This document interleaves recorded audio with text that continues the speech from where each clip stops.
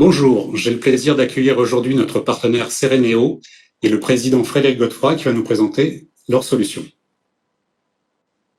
Merci beaucoup, Marc.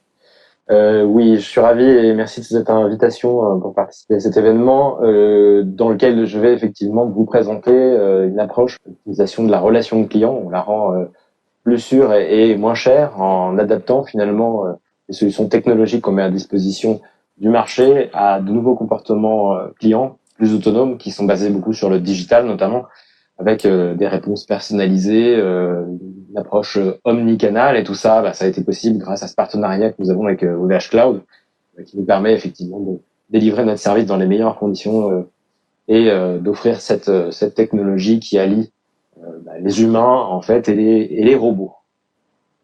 Et pour développer autour de tout ça, ce que je vous propose, c'est de rentrer déjà dans la notion justement de relation de client. C'est un univers métier tout à fait particulier avec des problématiques spécifiques à ce métier. J'en parlais à l'instant, il y a de nouveaux comportements et ça entraîne de nouveaux enjeux et de nouveaux objectifs pour les organisations qui doivent servir leurs clients. Évidemment, il faut être rapide, toujours plus rapide, puisqu'il y a une exigence sociétale d'immédiateté dans tous les services. Il faut être accessible. Maintenant que tout le monde est connecté et digital, eh bien, il faut être présent partout, dans toutes les formes de contact, le vocal, le textuel. Il faut être présent en synchrone, en asynchrone. Il faut pouvoir répondre à des écrits en direct sur un site web ou dans le mobile. Il faut être effectivement partout. Être partout, c'est une chose, mais comment y être partout aussi? Eh bien, c'est important d'avoir une approche où on sert vraiment chaque client comme s'il était unique parce qu'il est unique, effectivement. Et ça, c'est quelque chose qui est extrêmement difficile à faire sans la technologie. La technologie, elle nous aide puisqu'elle va nous permettre de contextualiser la relation client en mettant en face d'une situation des connaissances que l'entreprise a accumulées sur le client et sur son cas et qui vont permettre, toujours grâce au digital, en fait, d'apporter une réponse vraiment intelligente, optimisée et propre à cette personne. Et tout ça, ça vient effectivement à la fois de données. Donc là, la data et le digital vont très bien ensemble, mais ça vient aussi du savoir-faire. Et c'est des notions que notre solution apporte sous forme de guides de conversation, par exemple, quand on assiste des conseillers, ou sous forme de dialogue automatisé dans différentes formes de bots, et on y reviendra un petit peu plus loin. Et puis, pour ce qui est effectivement de la capacité à servir correctement le client, aujourd'hui, dans une période de RGPD, dans une période également troublée au niveau sanitaire, les gens se posent des questions tout simplement de sûreté et toute forme de sûreté. Est-ce que la donnée est sûre? Est-ce qu'elle est bien préservée? Est-ce qu'on est dans un environnement de confiance sécurisé également? Est-ce qu'il y a une continuité de la solution qui est mise à disposition? Est-ce qu'on sert finalement le client tout le temps? Est-ce qu'on n'a pas d'interruption de service? Et tout ça, c'est vraiment important aujourd'hui pour servir les clients. Pour poursuivre par rapport à ce que je viens de vous dire en omnicanalité, vraiment servir le client, ça veut dire être présent à la fois dans les centres de contact, être présent à côté des collaborateurs qui servent les clients pour les aider à mieux répondre, donc leur enlever en fait toute la difficulté de leur métier, enlever les tâches pénibles, les tâches fastidieuses, tout ce qui crée pas de valeur, comme le remplissage de formulaires, l'exécution de procédures. Tout ça, c'est intéressant de le rendre disponible par la machine, qui est un accompagnant fiable, qui ne se fatigue pas et qui va en plus répondre avec une grande certitude, une confiance, pour que la bonne réponse soit apportée au client. Donc effectivement, une solution d'agent augmenté dans ces cas-là, c'est l'idéal puisque ça va permettre au conseiller, à l'humain en fait, qui est en relation avec le client, bien de se positionner lui en tant qu'humain et non pas en tant qu'exécutant de procédure. C'est quelqu'un qui va pouvoir rentrer dans la relation émotionnelle avec son client, l'empathie, qui va se concentrer sur une personne en face de lui plutôt que sur des outils informatiques ou sur des méthodes de travail. Et puis, toutes les relations clients humaines doivent être accompagnées de relations autonomes, et c'est pour ça qu'on propose différentes formes de bots, du chatbot, bien sûr, parce que c'est la première forme qui a existé, qui permet de servir les clients en autonomie sous forme conversationnelle texte. On a aussi la possibilité de servir à la voix, et dans ces cas-là, on fournit un callbot qui est bien plus qu'un SVI automatisé, où on répondrait taper 1, taper 2. Bien au contraire, là, on parle naturellement au téléphone, la machine comprend ce qui est demandé, est capable de traiter des demandes parfois complexes avec des actions automatisées.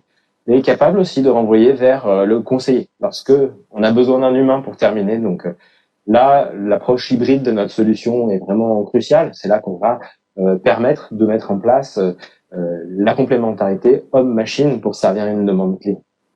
Et tout ça est complété également par l'asynchrone. Quand vous envoyez un mail, eh bien, il y aura là aussi la possibilité d'être compris et traité automatiquement par un robot qui va, là aussi, la même chose finalement que les deux cas précédents, exécuter une même connaissance métier avec la même performance et la même efficacité.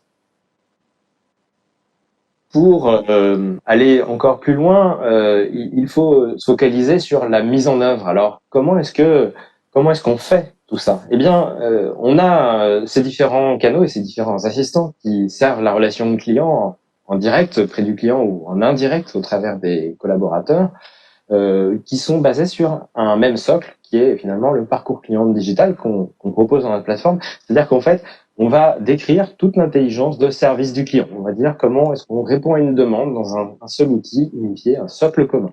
Et après, cette réponse unifiée, eh bien, elle est disponible partout. Elle est disponible de façon simple, transparente, sans couture. Elle est vraiment omnicanal. Donc, vous commencez par envoyer un mail si vous voulez poursuivre au téléphone. Cette service, cette application informatique que nous proposons, elle sait que c'est vous qui avez commencé par le mail et elle va vous suivre dans le canal que vous allez choisir. Et elle va vraiment, du coup, aider tous les utilisateurs à s'autonomiser, que ce soit le client final, mais aussi les collaborateurs de l'entreprise qui servent le client. Et donc, pour mettre en place cette relation client et cette plateforme, il faut aussi des technologies qu'on décrit ici. Alors, tout commence par l'intelligence artificielle d'aide à la décision. C'est cette intelligence artificielle-là qui va être le socle de tout le reste et qui va assembler finalement dans des parcours la manière dont on traite une demande client. Cette intelligence métier, elle s'appuie ensuite sur l'automatisation qui va être là pour remplir le rôle de facilitateur.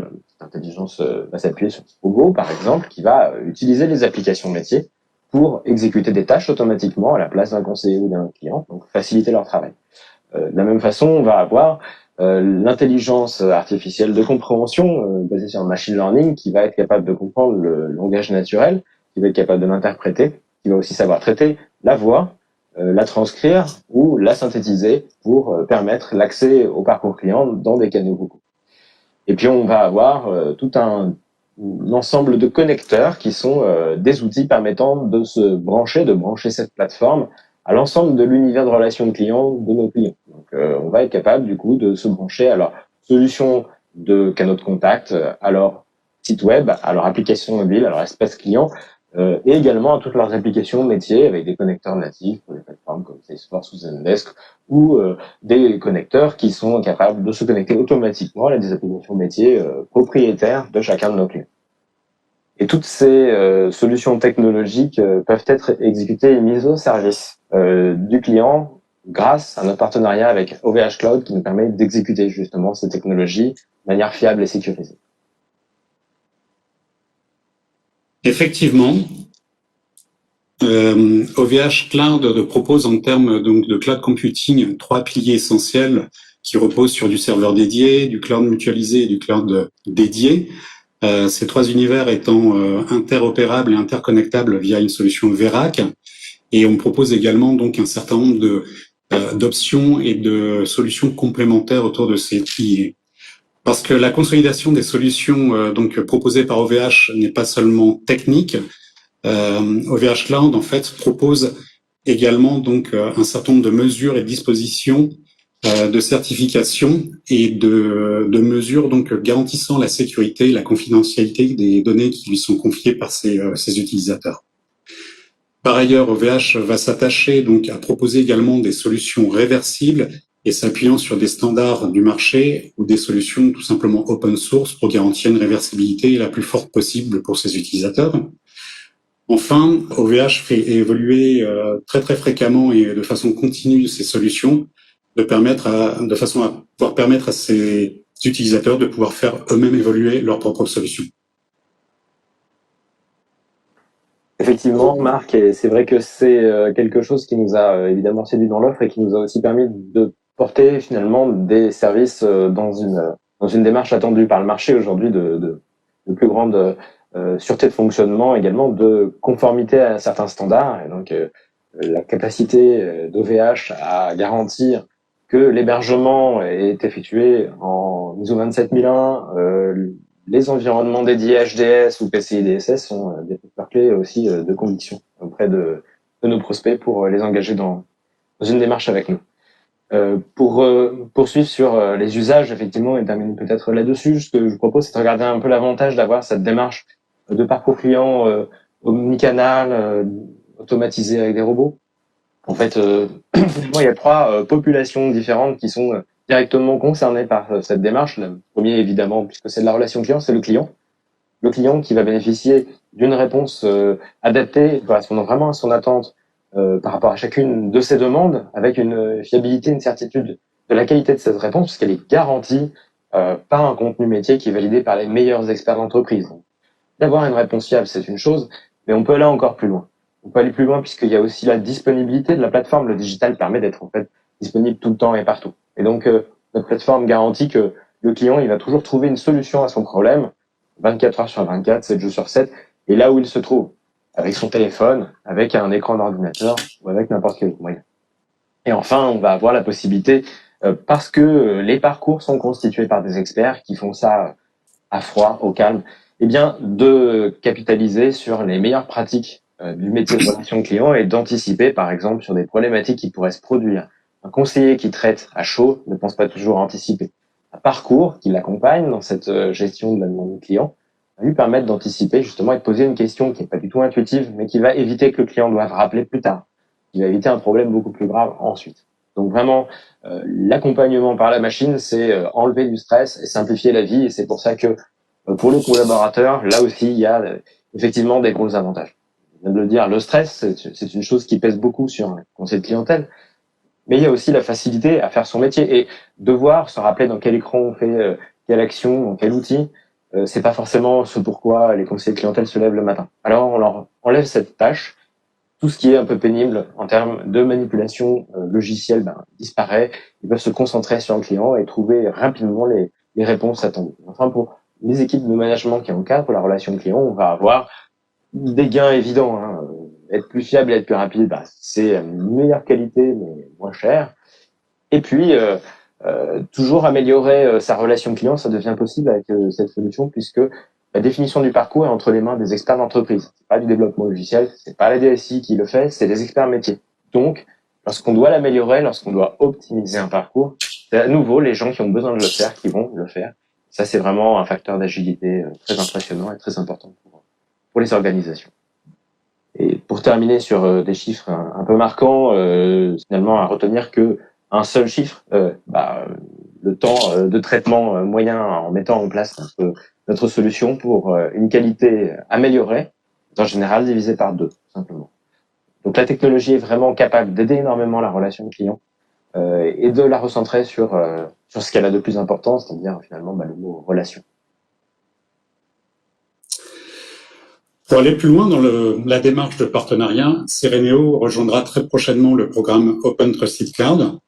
Il s'agit tout simplement de constituer un écosystème d'acteurs français et européens de l'IT, labellisé tiers de confiance. Le but est de créer une alliance technologique et économique et de proposer des solutions alternatives à celles proposées par les GAFA. Merci à tous pour votre attention et votre participation à cette breakout session. Nous serions évidemment très ravis et contents de répondre à toutes les questions qui peuvent vous venir à l'écoute de cette présentation.